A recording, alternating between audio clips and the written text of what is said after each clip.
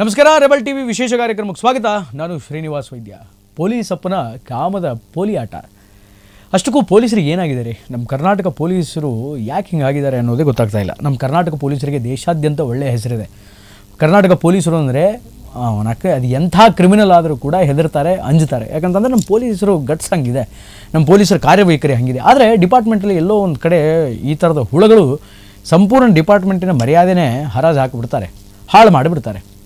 ಈ ಫೋಟೋಲ್ಲಿ ಕಾಣ್ತಾ ಇದ್ದಾನಲ್ಲ, ಈ ನಾಗಣ್ಣನ ಹೆಸರು ಮೌನೇಶ ಅಂತ. ನೋಡಿ ಹೆಂಗೆ ಮೀಸೆ ಮೇಲೆ ಹಿಂಗೆ ಕೈ ಇಟ್ಕೊಂಡು ಹಿಂಗೆ ತಿರುಗಿಸ್ಕೊಂಡು ಏನೋ ದೊಡ್ಡ ಗನಂದಾರಿ ಕಾರ್ಯ, ಏನೋ ಕೋಟ್ಯಾಂತರ ರೂಪಾಯಿ ದರೋಡೆ ಮಾಡಿರುವಂತಹ ಕಳ್ಳರನ್ನು ಹಿಡಿದು ಬಿಟ್ಟಿದ್ದಾನೇನೋ, ಅಥವಾ ಯಾವುದೋ ದೊಡ್ಡ ಕೊಲೆ ಮಾಡಿರುವಂತಹ ಕೊಲೆಗಡಕನ್ನು ಹಿಡಿದು ಬಿಟ್ಟಿದ್ದಾನೇನೋ ಅನ್ನೋರ ಥರ ಪೋಸು ಅಣ್ಣಂದು, ಆಯಿತಾ? ಅಂತಹ ಏನು ಕೆಲಸನೂ ಮಾಡಿಲ್ಲ. ಮಾಡಿದ್ದೇನು ಅಂತಂದರೆ ಹಲ್ಕಾ ಕೆಲಸ, ಮನೆ ಹಾಳು ಕೆಲಸ. ಈತ ಶಿವಮೊಗ್ಗ ಜಿಲ್ಲೆಯ ಭದ್ರಾವತಿಯ ಓಲ್ಡ್ ಟೌನ್ ಪೊಲೀಸ್ ಸ್ಟೇಷನ್ನಲ್ಲಿ ಕಾನ್ಸ್ಟೇಬಲ್ ಆಗಿ ಕೆಲಸ ಮಾಡ್ತಾ ಇದ್ದ. ಇನ್ನು ಶಿವಮೊಗ್ಗದ ಈ ಹನುಮಂತ ನಗರದ ಪೊಲೀಸ್ ಕ್ವಾರ್ಟರ್ಸ್ನಲ್ಲಿ ವಾಸ ಮಾಡ್ತಾ ಇದ್ದ. ಅಲ್ಲಿ ಕ್ವಾರ್ಟರ್ಸ್ ಕೊಟ್ಟಿದ್ದರು, ಅಲ್ಲಿ ವಾಸ ಮಾಡ್ತಾ ಇದ್ದ. ಶಿವಮೊಗ್ಗದ ಗ್ರಾಮಾಂತರ ಪೊಲೀಸ್ ಠಾಣೆಯಲ್ಲಿ ಪೇದೆಯೊಬ್ಬರು ಕೂಡ ಅದೇ ಪೊಲೀಸ್ ಕ್ವಾರ್ಟರ್ಸ್ನಲ್ಲಿ ವಾಸವಾಗಿದ್ದರು. ಅವರಿಗೆ ಸುಂದರವಾದಂಥ ಒಂದು ಸಂಸಾರ ಇತ್ತು, ಹೆಂಡತಿ, 3 ಜನ ಮಕ್ಕಳು, ಆಯಿತಾ? ಆ ಪೊಲೀಸರು ಅಲ್ಲಿ ವಾಸ ಮಾಡ್ತಾಯಿದ್ರು.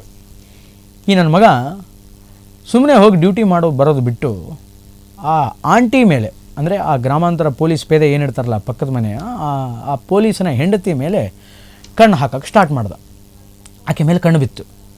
ಆಕೆ ಮೇಲೆ ಕಣ್ಣು ಬಿದ್ದ ಮೇಲೆ ಅದೇನೋ ಗೊತ್ತಿಲ್ಲ ಆಕೆಗೆ, ಅದೇನು ಮೋಡಿ ಮಾಡಿದ್ನು, ಅದೇನು ಮಾಯ ಮಾಡಿದ್ನು, ಆಕೆಯನ್ನು ತನ್ನ ತೆಕ್ಕೆಗೆ ಹಾಕೊಂಬಿಟ್ಟ. ತನ್ನ ತೆಕ್ಕೆಗೆ ಹಾಕ್ಕೊಂಡು ನಾನು ಕರೆದಾಗೆಲ್ಲ ಬರಬೇಕು, ನನ್ನ ಜೊತೆ ನಿನ್ನ ಸಂಪರ್ಕದಲ್ಲಿರಬೇಕು, ಹಾಗೆ ಹೀಗೆ ಅಂತ ಹೇಳಿ ಆಕೆಯನ್ನು ಬ್ಲ್ಯಾಕ್ ಮೇಲ್ ಮಾಡೋಕ್ಕೆ ಸ್ಟಾರ್ಟ್ ಮಾಡ್ದೆ. ನಾನು ಕರೆದಾಗ ನೀನು ನನ್ನ ಹತ್ತಿರಕ್ಕೆ ಬಂದಿಲ್ಲ ಅಂತಂದರೆ, ನನ್ನ ಜೊತೆ ಮಲಗಿಲ್ಲ ಅಂತಂದರೆ, ನಿನಗೆ ಸಂಬಂಧಪಟ್ಟಂತಹ ಒಂದಿಷ್ಟು ಪ್ರೈವೇಟ್ ವೀಡಿಯೋಗಳು, ಫೋಟೋಗಳು ನನ್ನ ಹತ್ತಿರಕ್ಕಿದೆ, ಖಾಸಗಿ ವೀಡಿಯೋ ಫೋಟೋಗಳಿದೆ, ಅದನ್ನು ನಾನು ಹೊರಗಡೆ ಹರಿಬಿಡ್ತೀನಿ, ಎಸ್ಪೆಷಲಿ ಅದನ್ನು ನಿನ್ನ ಗಂಡನಿಗೆ ಕಳಿಸ್ತೀನಿ ಅಂತ ಹೇಳಿ ಆಕೆಗೆ ನಿರಂತರವಾಗಿ ಬ್ಲ್ಯಾಕ್ ಮೇಲ್ ಮಾಡೋಕ್ಕೆ ಸ್ಟಾರ್ಟ್ ಮಾಡ್ದೆ. ಇದು ಯಾವಾಗಿಂದ ಸ್ಟಾರ್ಟ್ ಆಯಿತು ಅಂತಂದರೆ ಕಳೆದ ಆಗಸ್ಟಿನಿಂದ ಸ್ಟಾರ್ಟ್ ಆಯಿತು. 2025 ಆಗಸ್ಟ್ ತಿಂಗಳಿಂದನೂ ಕೂಡ ಆಕೆಗೆ ನಿರಂತರವಾಗಿ ಚಿತ್ರಹಿಂಸೆಯನ್ನು ಕೊಡ್ತಾ ಬಂದ. ನಿರಂತರವಾಗಿ ಆಕೆಯನ್ನು ಮಾನಸಿಕವಾಗಿ ಎಷ್ಟು ಕುಗ್ಗಿಸ್ಬೇಕೋ, ಎಷ್ಟು ಹೆದರಿಸಬೇಕೋ, ಎಷ್ಟು ಬ್ಲ್ಯಾಕ್ ಮೇಲ್ ಮಾಡಬೇಕೋ ಅದಿಷ್ಟನ್ನೂ ಕೂಡ ಕಂಟಿನ್ಯೂಸ್ ಆಗಿ ಮಾಡ್ಕೊಂಡು ಬಂದ. ಬೇಸತ್ತಂತಹ ಈ ಹೆಣ್ಮಗಳು ಏನು ಮಾಡ್ತಾಳೆ ಅಂತಂದರೆ, ಒಂದು ಸ್ವಲ್ಪ ಮನಸ್ಸಿಗೆ ಸಮಾಧಾನ ಬೇಕು, ಶಾಂತಿ ಬೇಕು ಅಂತ ಹೇಳಿ ಸ್ವಲ್ಪ ಗಂಡನಿಗೆ ರಿಕ್ವೆಸ್ಟ್ ಮಾಡಿಕೊಂಡು ತವ್ರ ಮನೆಗೆ ಹೋಗ್ತಾಳೆ. ತವ್ರ ಮನೆಗೆ ಹೋದ ಮೇಲೂ ಅದೇ ಮೆಸೇಜು, ಅದೇ ಕಾಟ. ಒಂದು ಕಡೆ ಅವಳಿಗೆ ಹೆಂಗಾಗ್ಬಿಟ್ಟಿತ್ತು ಅಂತಂದರೆ, ಈ ಕಡೆ ಅವನ ಜೊತೆ ಸಂಪರ್ಕವನ್ನು ಸಂಪೂರ್ಣವಾಗಿ ಕಳೆದುಕೊಳ್ಳೋಕ್ಕೂ ಆಗಲ್ಲ. ಕಳೆದುಕೊಂಡು ಬಿಟ್ಟರೆ, ಏನಾದರೂ ಹೆಚ್ಚು ಕಡಿಮೆ ಮಾಡಿಬಿಟ್ರೆ, ನಿಜವಾಗ್ಲೂ ಅವ್ನ ಗಂಡನಿಗೆ ಏನಾದರೂ ತೋರಿಸ್ಬಿಟ್ರೆ, ಆ ಖಾಸಗಿ ವೀಡಿಯೋಸ್ಗಳನ್ನು, ಫೋಟೋಗಳನ್ನು ಅದು ಹೆಂಗೆ ಕಲೆ ಹಾಕ್ಕೊಂಡಿದ್ನೋ, ಅಥವಾ ಅವಳಿಗೆ ಗೊತ್ತಿಲ್ಲಾರ್ದಂಗೆ ಅದೇನು ಶೂಟ್ ಮಾಡಿದ್ನೋ ಗೊತ್ತಿಲ್ಲ. ಬಟ್ ಅವಳ ಖಾಸಗಿ ಫೋಟೋಗಳು, ವೀಡಿಯೋಗಳಂತೂ ಇವನ ಹತ್ತಿರಕ್ಕೆ ಇತ್ತು ಅನ್ನುವಂತಹ ವಿಚಾರಗಳು ಈಗ ಬೆಳಕಿಗೆ ಬಂದಿದೆ. ಇನ್ನು ಅದಾದಮೇಲೆ ಅದನ್ನು ಹೆಂಗಾದರೂ ಮಾಡಿ ನನ್ನ ಗಂಡನಿಗೆ ಕಳಿಸ್ಬಿಟ್ರೆ ಏನು ಮಾಡೋದು ಅಂತ ಹೇಳಿ ಆಕೆ ಸಂಪೂರ್ಣವಾಗಿ ಅವನ ಕಾಂಟ್ಯಾಕ್ಟನ್ನು ಕಡಿದುಕೊಂಡಿರಲಿಲ್ಲ. ಅವನ ಮೆಸೇಜ್ಗಳು ನಿರಂತರವಾಗಿ ಬರ್ತಾಯಿತ್ತು. ಹೀಗೆ ತವರು ಮನೆಯಲ್ಲಿ ಒಂದಿನ ಇದ್ದಾಗೂ ಕೂಡ ಈ ನನ್ನ ಮಗನ ಮೆಸೇಜ್ ಬಂದಾಗ ಪಾಪ ಆಕೆ ಏನು ಮಾಡ್ತಾಳೆ ಅಂತಂದರೆ, ಭಯಭೀತಳಾಗಿ ದುಃಖದಿಂದ ಯಾರ ಹತ್ರ ಆದರೂ ತನ್ನ ಸಂಕಟ ಹೇಳ್ಕೋಬೇಕಲ್ಲ, ಗಂಡನ ಹತ್ರ ಹೇಳ್ಕೊಳಕ್ಕಾಗಲ್ಲ, ಹೊರಗಿನ ಜನದ ಮುಂದೆ ಹೇಳ್ಕೊಳಕ್ಕಾಗಲ್ಲ, ಅಮ್ಮನ ಹತ್ರ ಹೇಳ್ಕೊಳ್ತಾಳೆ, ತಾಯಿ ಹತ್ರ ಹೇಳ್ಕೊಳ್ತಾಳೆ. ತಾಯಿ ಹತ್ರ ಹೇಳ್ಕೊಂಡಾಗ ಪಾಪ ತಾಯಿ ಏನು ಮಾಡ್ತಾಳೆ, ಅವಳು ಕೂಡ ನಿಸ್ಸಹಾಯಕಳು, ಹೆಲ್ಪ್ಲೆಸ್. ಆಕೆಯ ತಾಯಿ ಕೂಡ ಏನೂ ಮಾಡೋಕ್ಕಾಗಲ್ಲ. ಅದು ದಿನೇ ದಿನೇ ದಿನೇ ದಿನೇ ದಿನೇ ಹೀಗೆ ಜಾಸ್ತಿ ಆಗುತ್ತೆ. ಜಾಸ್ತಿ ಆದಂತಹ ಸಂದರ್ಭದಲ್ಲಿ ಒಂದು ದಿನ ಫ್ರಸ್ಟ್ರೇಷನ್ಗೆ ಗುರಿಯಾದಂತಹ ಈ ಹೆಣ್ಮಗಳು, ಆಕೆಯ ಹೆಸರು ರಕ್ಷಿತಾ ಅಂತ. ಈ ರಕ್ಷಿತಾ ನೇಳಿಗೆ ಶರಣಾಗಿ ಸಾವನ್ನಪ್ತಾಳೆ. ಸುಂದರವಾದಂತಹ ಕುಟುಂಬ, 3 ಜನ ಮಕ್ಕಳು, ಗಂಡ ಪೊಲೀಸು, ಅದ್ಭುತವಾಗಿ ಕುಟುಂಬ ನಡ್ಕೊಂಡು ಹೋಗ್ತಾ ಇತ್ತು. ಶನಿ ವಕ್ರಿಸ್ಕೊಂಡ ಈ ಮೌನೇಶ ಆ ಕುಟುಂಬಕ್ಕೆ ಅವಳ ಮೇಲೆ ಕಣ್ಣು ಹಾಕಿದ, ಕಾಮದ ಆಟ ಆಡೋದಕ್ಕೆ ಅವಳನ್ನು ಬಳಸ್ಕೊಂಡ, ಅವಳನ್ನು ಬ್ಲ್ಯಾಕ್ ಮೇಲ್ ಮಾಡ್ದ. ಕಡೆಗೂ ಆಕೆ ಜೀವವನ್ನು ತೆಗೆದುಕೊಂಡು ಬಿಟ್ಟ. ನೇಳ ಹಾಕೊಳ್ತಾಳೆ. ನೇಳ ಹಾಕ್ಕೊಂಡ ಮೇಲೆ, ಆಕೆಯ ಸಾವನ್ನು ಅಪ್ಪಿದ ಮೇಲೆ ಆಕೆಯ ಗಂಡನಿಗೆ ಒಂದು ಕುತೂಹಲ ಸ್ಟಾರ್ಟ್ ಆಗುತ್ತೆ. ನನ್ನ ಹೆಂಡತಿಗೆ ನಾನು ಏನು ಕಡಿಮೆ ಮಾಡಿದ್ದೆ? ಅವಳು ಯಾವುದಕ್ಕೂ ಕೂಡ ಈ ತರಹದ ವಿಚಾರವನ್ನು ಮಾಡುವಂಥ ಹೆಂಗಸೇ ಅಲ್ಲ. ಅವಳ ಬಗ್ಗೆ ನನಗೆ ಸರಿಯಾಗಿ ಗೊತ್ತಿದೆ. ಆಮೇಲೆ ನಾನು ಯಾವುದಕ್ಕೂ ಅವಳಿಗೆ ಕಡಿಮೆ ಮಾಡಿಲ್ಲ. ಸಂಸಾರದಲ್ಲಿ ಕಲಹ ಇರಲಿಲ್ಲ, ಒಂದಿನ ನಾವು ಜಗಳ ಆಡಿಲ್ಲ, ಏನೂ ಆಗಿಲ್ಲ ನಮ್ಮ ಮಧ್ಯೆ. ಬಟ್ ಅವಳು ಯಾಕೆ ನೇಳು ಹಾಕ್ಕೊಂಡ್ಳು? ಹೊರಗಡೆ ಎಲ್ಲಾದರೂ ಸಾಲ ಸೋಲ ಮಾಡಿದ್ಲ? ಏನಾಗಿತ್ತು? ನೇಳು ಹಾಕಿಕೊಳ್ಳುವಂಥದ್ದು ಏನಾಗಿತ್ತು ಅನ್ನುವಂತಹ ಒಂದು ಪ್ರಶ್ನೆ ನಿರಂತರವಾಗಿ ಈ ರಕ್ಷಿತಾನ ಗಂಡನಿಗೆ ಕಂಟಿನ್ಯೂಸ್ ಆಗಿ ಕಾಡ್ತಾ ಇತ್ತು. ಆ ಪೊಲೀಸ್ ಪೇದೆ ಏನಿದ್ದಲ್ಲ ಅವನಿಗೆ ಕಾಡ್ತಾ ಇತ್ತು.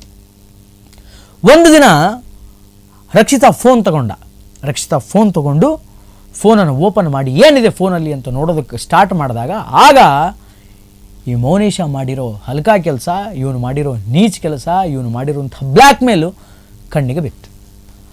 ಆಗ ಇಮ್ಮಿಡಿಯೇಟಾಗಿ ಪೊಲೀಸರಿಗೆ ಕಂಪ್ಲೇಂಟ್ ಕೊಟ್ಟು ಇವನನ್ನು ಒಳಗಡೆ ಹಾಕಿಸಿದ್ರು. ಈಗ ಇವನು ಪೊಲೀಸ್ ಆಗಿ ಕಳ್ಳರನ್ನ ಹಿಡಿಬೇಕಾದಂಥವನು ಈಗ ಕಳ್ಳ ಆಗಿ ಜೈಲೊಳಗೆ ಕೂತಿದ್ದಾನೆ, ಲಾಕಪ್ ಒಳಗೆ ಕೂತಿದ್ದಾನೆ. ಯಾಕೆ ಬೇಕು ಸ್ವಾಮಿಯರೇ? ನಿಮ್ಮ ಮೈ ಮೇಲೆ ಕಾಕಿ ಇರೋದು ಸಾಮಾಜಿಕ ನ್ಯಾಯ ಕೊಡಿಸೋದಕ್ಕೆ, ಕಳ್ಳರನ್ನ ಹಿಡಿಯೋದಕ್ಕೆ, ಸಮಾಜದಲ್ಲಿ ಏನೂ ಲೋಪದೋಷಗಳು ಆಗದೇ ಇರೋ ಹಾಗೆ ನೋಡ್ಕೊಳ್ಳೋದಕ್ಕೆ, ಪರಸ್ತ್ರೀ ಮೇಲೆ ಕಣ್ಣ ಹಾಕೋಕ್ಕಲ್ಲ, ಲಂಚ ಹೊಡಿಯೋಕ್ಕಲ್ಲ, ದುಡ್ಡು ತಿನ್ನೋಕ್ಕಲ್ಲ, ಅಕ್ರಮ ಆಸ್ತಿ ಮಾಡ್ಕೊಳ್ಳೋದಕ್ಕಲ್ಲ. ಅಂತಹ ಚಟ ಇದ್ದರೆ, ಅಂತಹ ಆಸೆ ಇದ್ದರೆ ಯಾಕ್ರಿ ಬರ್ತೀರಿ ಡಿಪಾರ್ಟ್ಮೆಂಟಿಗೆ? ನಿಮ್ಮಂಥವ್ರು ಅನ್ಫಿಟ್, ನೀವೆಲ್ಲ ಅನ್ಫಿಟ್ ಅಂದೆ. ನಾವೇನು ಕೆಲಸ ಮಾಡ್ತಿದ್ದೀವಿ, ನಮ್ಮ ಉದ್ಯೋಗ ಏನು, ಸಮಾಜದಲ್ಲಿ ನಮ್ಮ ಸ್ಥಾನಮಾನ ಏನು ಅನ್ನೋದು ಯಾಕಷ್ಟಿತ್ತು ಸ್ವಲ್ಪ ಆದರೂ ತಲೆಯಲ್ಲಿ ಇರಬೇಕು, ಆಲೋಚನೆ ಇರಬೇಕು. ಆ ಆಲೋಚನೆ ಇಲ್ಲದೆ ಆ ಕಾಕಿ ಹಾಕ್ಕೊಂಡು ದರ್ಪದಲ್ಲಿ ನಾನು ಏನು ಮಾಡಿದರೂ ನಡೆಯುತ್ತೆ, ನನ್ಯಾರು ಪ್ರಶ್ನೆ ಮಾಡೋರು, ನಾನು ಏನು ಮಾಡಿದರೂ ಸಾಧಿಸ್ತೀನಿ, ಗಳಿಸ್ತೀನಿ ಅಂತ ಹುಚ್ಚುತನದಲ್ಲಿ ಇಂಥ ಆಟಗಳನ್ನು ಆಡಿದರೆ ನಿಮ್ಮ ಜೀವನವೂ ಹಾಳಾಗುತ್ತೆ, ಎದುರಿದ್ದವ್ರ ಜೀವನವೂ ಹಾಳಾಗುತ್ತೆ. ಪಾಪ ಆಕೆ ಏನು ಮಾಡಿದ್ಲಿ ಇವನಿಗೆ? ನಿನಗಷ್ಟು ತೀಟೆ ಇದ್ದಿದ್ದರೆ ಹೋಗಿ ತೀಟೆ ತೀರಿಸ್ಕೋಬೇಕಿತ್ತು. ಅಮಾಯಕ ಹೆಣ್ಮಕ್ಳ ಮೇಲೆ ಅಥವಾ ಇಷ್ಟವಿಲ್ಲದೆ ಫೋರ್ಸ್ಫುಲ್ಲಾಗಿ ಹೆಣ್ಣನ್ನು ಫೋರ್ಸ್ ಮಾಡಿ ಈ ರೀತಿಯಾದಂಥ ಆಟಗಳನ್ನು ಆಡೋದಲ್ಲ. ಸದ್ಯ ಈಗ ಆರೋಪಿ ಆಗಿರುವಂತಹ ಮೌನೇಶ ಶಿವಮೊಗ್ಗ ಪೊಲೀಸರ ವಶದಲ್ಲಿದ್ದಾನೆ, ಲಾಕಪ್ನಲ್ಲಿದ್ದಾನೆ. ಇಂಥವ್ರಿಗೆಲ್ಲ ಅದು ಹೆಂಗೆ ಶಿಕ್ಷೆ ಆಗಬೇಕು ಅಂತಂದರೆ ಮುಂದೆ ತಾವೇ ಬೇಡ, ನಾನು ಸ್ವಲ್ಪ ವಿಕೃತನಾಗಿದ್ದೀನಿ, ಪೊಲೀಸ್ ಉದ್ಯೋಗಕ್ಕೆ ಹೋಗೋಕ್ಕೆ ನಾನು ಅನ್ಫಿಟ್ ಅಂತ ಅವರೇ ಆಲೋಚನೆ ಮಾಡಬೇಕು. ಒಂದು ಇಲ್ಲ ಅಂತಂದರೆ ಪೊಲೀಸ್ ಉದ್ಯೋಗದಲ್ಲಿದ್ದು ಇಂತಹ ನೀಚ್ ಕೆಲಸ ಮಾಡೋರಿಗೆ, ಇಂತಹ ಕೆಟ್ಟ ಕೆಲಸ ಮಾಡೋರಿಗೆ ಒಂದು ಕಾನೂನು, ಎರಡನೇದು ಹಿರಿಯ ಪೊಲೀಸ್ ಅಧಿಕಾರಿಗಳು ಬಹಳ ಕಠಿಣ ಕ್ರಮವನ್ನು ಕೈ ತೆಗೆದುಕೊಳ್ಬೇಕು. ಇವ್ರ ಮೇಲೆ ಸ್ಟ್ರಿಕ್ಟ್ ಆ್ಯಕ್ಷನನ್ನು ಇಂಪ್ಲೈ ಮಾಡಬೇಕು. ಆವಾಗ ಬೇರೆ ಪೊಲೀಸರಿಗೆ ಬುದ್ಧಿ ಬರುತ್ತೆ. ಎಷ್ಟು ಜನ ಪೊಲೀಸರಿಗೆ ಈ ರೀತಿ ಕೆಲಸ ಮಾಡಿಲ್ಲ? ದಿನನಿತ್ಯ ನೀವು ನ್ಯೂಸ್ ಪೋರ್ಟಲ್ಗಳನ್ನು ತೆಗೆದು ನೋಡಿ, ಪೊಲೀಸರದೇ ಮೊನ್ನೆ ಅದ್ಯಾವುದೋ ವಿಜಾಪುರದಲ್ಲಿ ಕಂಪ್ಲೇಂಟ್ ಕೊಡೋಕ್ಕೆ ಹೆಣ್ಮಗಳನ್ನು ಪಟಾಯಿಸಿ ಅವಳು ಜೀವನ ಜೊತೆ ಒಬ್ಬ ಆಟ ಆಡ್ದ ಬಿಜಾಪುರದಲ್ಲಿ PSI. ಇವನು ನಾಳೆ ಇನ್ನೊಬ್ಬನು, ನಾಡಿದ್ದು ಮತ್ತೊಬ್ಬನು. ಎಷ್ಟು ದಿನ ನೀವು ಹಿರಿಯ ಅಧಿಕಾರಿಗಳು ಸ್ಟ್ರಿಕ್ಟ್ ಆ್ಯಕ್ಷನ್ ತೆಗೆದುಕೊಳ್ಳುವ ತನಕನೂ ಈ ತರಹದ ಕೇಸಸ್ಗಳನ್ನು ನೀವೇ ಹ್ಯಾಂಡಲ್ ಮಾಡಬೇಕಾಗುತ್ತೆ. ಒಬ್ಬ ಪೊಲೀಸನ್ನು ಮತ್ತೊಬ್ಬ ಪೊಲೀಸ್ ಅರೆಸ್ಟ್ ಮಾಡೋದು ಅಂದರೆ ಏನ್ರಿ? ಕಳ್ಳರನ್ನ ಹಿಡ್ಕೊಂಡೋಗಿ ಜೈಲಿಗೆ ಹಾಕಬೇಕು ಅಂತದ್ರಲ್ಲಿ ಪೊಲೀಸರನ್ನೇ ಜೈಲಿಗೆ ಹಾಕ್ತೀರಂದ್ರೆ ಹೆಂಗ್ರಿ? ಸಮಾಜಕ್ಕೆ ನಿಮ್ಮ ಮೇಲೆ ನಂಬಿಕೆ ಬರುತ್ತಾ? ವ್ಯವಸ್ಥೆಗೆ ನಿಮ್ಮ ಮೇಲೆ ನಂಬಿಕೆ ಹುಟ್ಟುತ್ತಾ? ಪೊಲೀಸರು ಇದ್ದಾರಪ್ಪ ಅನ್ನುವಂಥ ಧೈರ್ಯ ಬರುತ್ತಾ? ನೋವೇ, ಚಾನ್ಸೇ ಇಲ್ಲ, ಬರಲ್ಲ. ಹಂಗೆ ಆಗಬಾರ್ದು ಅಂತಂದರೆ, ಜನ ನಿಮ್ಮ ಮೇಲೆ ನಂಬಿಕೆ ಕಳ್ಕೋಬಾರ್ದು ಅಂದರೆ ಇಂಥವ್ರಿಗೆ ತಕ್ಕ ಶಿಕ್ಷೆ ಆಗಬೇಕು. ಭಾಳ ಸ್ಟ್ರಿಕ್ಟಾಗಿ ಇಂಥವ್ರಿಗೆ ಪನಿಷ್ಮೆಂಟ್ ಆಗಬೇಕು. ಆಗ ಬಾಕಿ ಉಳಿದಿರುವಂಥವರಿಗೆ ಅಥವಾ ಈ ರೀತಿ ತಪ್ಪು ಮಾಡಬೇಕು ಅನ್ನುವಂತಹ ಸಣ್ಣ ಆಲೋಚನೆ ಇಟ್ಕೊಂಡಂಥವ್ರಿಗೂ ಕೂಡ ಬುದ್ಧಿ ಬರುತ್ತೆ. ಮುಂದೆ ಡಿಪಾರ್ಟ್ಮೆಂಟಲ್ಲಿ ಈ ಥರ ತಪ್ಪು ಆಗದೇ ಇರೋ ಹಾಗೆ ಹಿರಿಯ ಅಧಿಕಾರಿಗಳನ್ನು ಸ್ವಲ್ಪ ನಿಗಾ ವಹಿಸಬೇಕು. ಒಟ್ಟಾರೆಯಾಗಿ ಇದು ಈ ಹೊತ್ತಿನ ವಿಶೇಷ. ನಿರಂತರ ಸುದ್ದಿಗಾಗಿ ನೋಡ್ತಾ ಇರಿ ರೆಬಲ್ TV. ನಮಸ್ಕಾರ.